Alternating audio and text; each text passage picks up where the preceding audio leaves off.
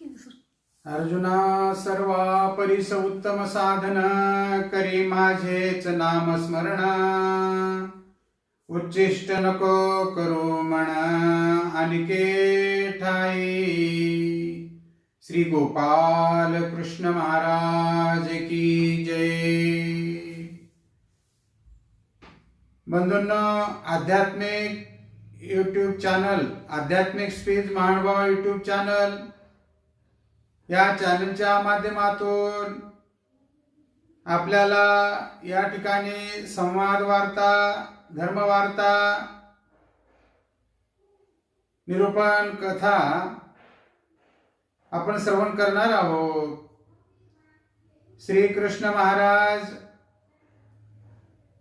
त्यांच्या लीळा, त्यांचं स्मरण व्हावं या हेतूने द्वापार युगामध्ये अवतार धारण केला, अनंत लीळा केल्या, अनंत जीवाला उद्धरिले, अनंत विद्या विभूषित श्री कृष्ण चक्रवर्ती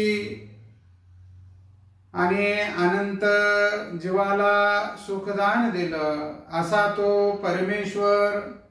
त्याच्या अनंत लीळा आहेत. म्हणून त्या दयागण परमेश्वराचं स्मरण, चिंतन, ध्यान, आठवण आपल्याला व्हायला पाहिजे. द्वापार युगामध्ये श्रीकृष्ण महाराजांनी आपल्या अवतार कार्यामधून अनंत जीवाचं उद्धरण केलेलं आहे. म्हणून श्रीकृष्ण महाराजांची अशीच एक कथा आहे, चरित्र आहे, लीळा आहे. आपण त्या लीळेचा परामर्श या ठिकाणी घेणार आहोत की श्रीकृष्ण महाराजाला निजधामाला जाण्याची प्रवृत्ती आणि म्हणून त्या परमेश्वराच्या आराधनेत चिंतामग्न झालेले दुर्वास ऋषी आता तो दयाघन परमेश्वर या भूतलावरून आपल्या निजधामाला जाणार आहे. आणि ही पृथ्वी, धरत्री, परमेश्वराचा जो साक्षात्कार या पृथ्वीवर होता तो नाहीसा होणार आहे. म्हणून ध्यानमग्न, चिंतामग्न अवस्थेमध्ये ते दुर्वास ऋषी बसले असताना, तप करीत असताना, परंतु विनाशकाले विपरीत बुद्धी म्हणतात. विनाशकाळ आपला यायचा टाइम झाला की काहीतरी मनामध्ये विचित्र कल्पना, विपरीत बुद्धी येते आणि त्या विपरीत बुद्धीने अनिष्ट जीव करू लागतो. अनिष्ट क्रिया आचरू लागतो आणि अनिष्ट क्रियेचं पातक त्या माथी पडते. म्हणून असाच एक प्रसंग आपल्याला या ठिकाणी वर्णन करावयाचं आहे. महाभारतामध्ये ज्याचं वर्णन आलेलं आहे की श्रीकृष्ण महाराजांचे जो परिवार होता आणि त्या परिवारामध्ये आपापसामध्ये मतभेद जाणवू लागले. आणि मग त्यांनी जे यादव कुळ होतं ते संपूर्ण यादव कुळ आपापल्या याच्यामध्ये मग्न होऊन, आनंदामध्ये मग्न होऊन आपल्याकडून काही अनर्थ प्रकार घडतो अशी किंचितशी कल्पना त्यांना नव्हती. आणि मग त्यांनी काय केलं की दुर्वास ऋषी तप साधनेमध्ये असताना एका मुलांच्या पोटाला काठवट बांधली आणि काठवट बांधून तिला साडी नेसली आणि स्त्रीचा रूप तिला दिलं त्या मुलाला काठवट पोटाला बांधून. आणि इथपर्यंत ठीक आहे. परंतु ज्यावेळेस थोर महात्म्यापाशी, संत महात्म्यापाशी ते जातात आणि त्यांची चेष्टा करतात. त्या ऋषीश्वरांची दुर्वास ऋषीपाशी नेलं आणि त्या दुर्वास ऋषीपाशी जाऊन ते म्हणायला लागले, ऋषीश्वर हो, तुम्ही त्रिकाळ ज्ञानी, म्हणजे गत भविष्य वर्तमान. गत म्हणजे गेलेला काळ, भविष्य म्हणजे सांप्रत्य काळ आणि वर्तमान म्हणजे पुढील काळ. या तिन्ही काळाचं तुम्हाला ज्ञान आहे. म्हणले एवढे तुम्ही महान ज्ञानी आहात आणि एवढे तुम्ही पराक्रमी आहात आणि एवढे तुमच्या ठिकाणी सामर्थ्य आहे, असं म्हणून ते म्हणायला लागले, या बाईला काय होईल. काठवट पोटाला बांधली आणि त्यांच्या समोर नेलं आणि चेष्टेने विचारायला लागले, हे ऋषीश्वर हो, तुम्ही त्रिकाळ ज्ञानी आहात आणि हिच्या पोटी कोण जन्मेल सांगा म्हणले. तुम्हाला कळतंय कारण तुम्ही त्रिकाळ ज्ञानी आहात.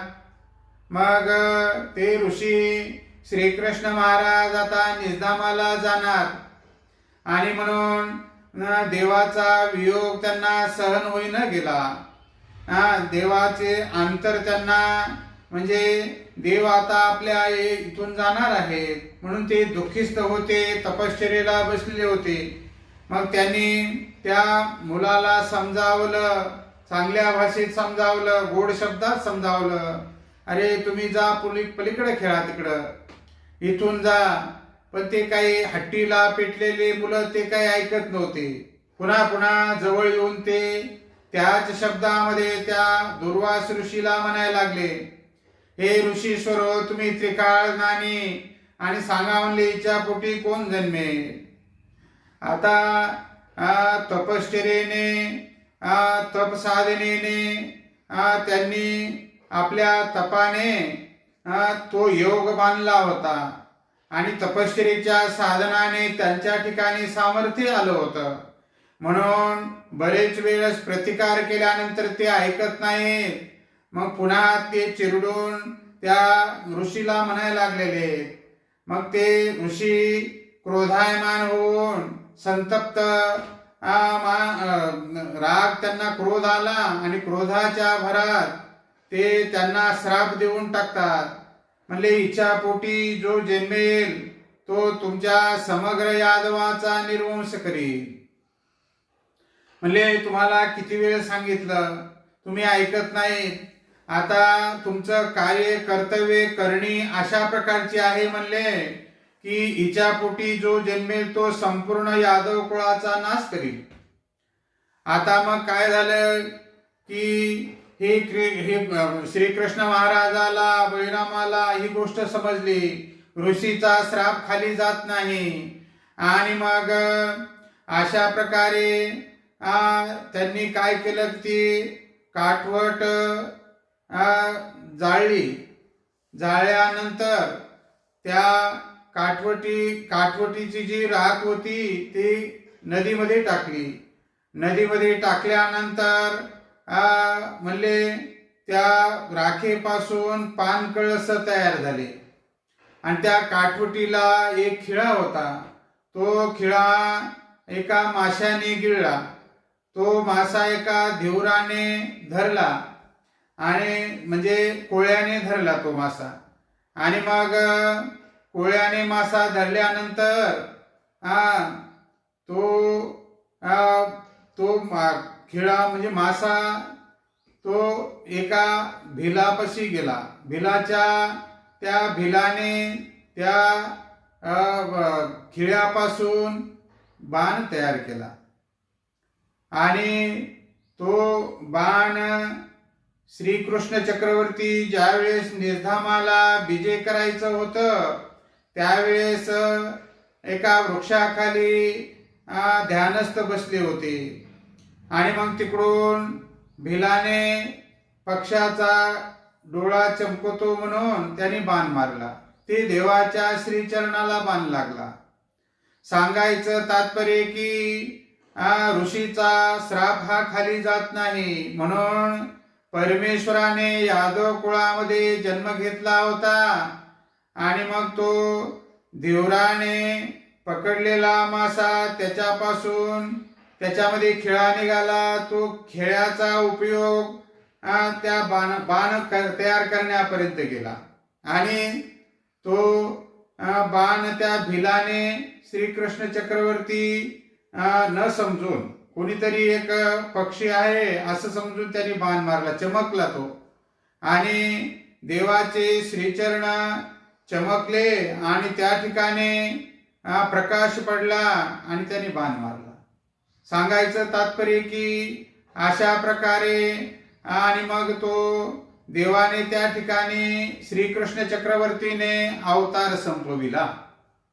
म्हणजे भिलाचा बाण लागला हे निमित्त झालं. देवाला निजधामाला जायचंच होतं, परंतु त्या ऋषीचा श्रापही खरा ठरवायचा होता. म्हणून परमेश्वराने त्या ठिकाणी मान दिला आणि त्या बाणाचा स्पर्श श्रीचरणाला झाला आणि देवाने अवतार संपविला. अशा प्रकारे त्या ऋषीचा श्राप इथं कार्याला आला आणि इकडं जे काठवट जाळून त्याची जे राख टाकली होती त्याच्यापासून पानकंस तयार झाले आणि हे संपूर्ण यादव कोळ मद्य पिऊन दारू पिऊन एकेकाला भांडायला लागले, लढायला लागले, दुश्मनी झाली, परस्परामध्ये भावकीमध्ये वैरत्व निर्माण झालं. असं ते झुंजू मेले, म्हणजे परस्परामध्ये भांडून मेले म्हणले. तर अशा प्रकारे श्रीकृष्ण चक्रवर्ती त्या ठिकाणी अवतार निजधामाला विजय केले. तर सांगायचं तात्पर्य की मनुष्याने विवेक विचार आणि थोडं स्मरण ठेवलं पाहिजे आणि ज्या गोष्टी आपल्या याच्यातल्या किंवा आपल्या मर्यादित नाहीत त्या गोष्टी आपण करू नये. तर हा संदेश आणि हा विचार या चरित्रातून, या लीळेतून आपल्याला समोर ठेवता येईल की आपलं जे कार्य ते आपलं कार्य सावधानतेनं करावं, विवेक विचार जागृत ठेवून करावं. अविचाराने कोणतंही कार्य आपल्याकडून घडू नये.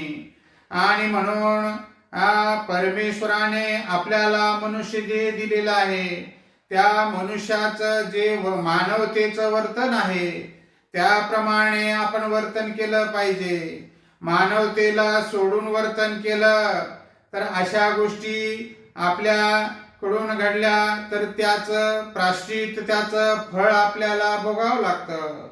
जसं यादवांना या ठिकाणी भोगावं लागलं. पुन्हा ते ऋषी सांगतात अरे पलीकडे जा, तरी ते ऐकत नाहीत, हट्टाला पेटतात आणि हट्टाला पेटून आपला संपूर्ण यादव कुळाचा नाश करून घेतात. म्हणून बंधूंनो, तुझे आहे तुझपाशी परी तू जागा विसरलासी.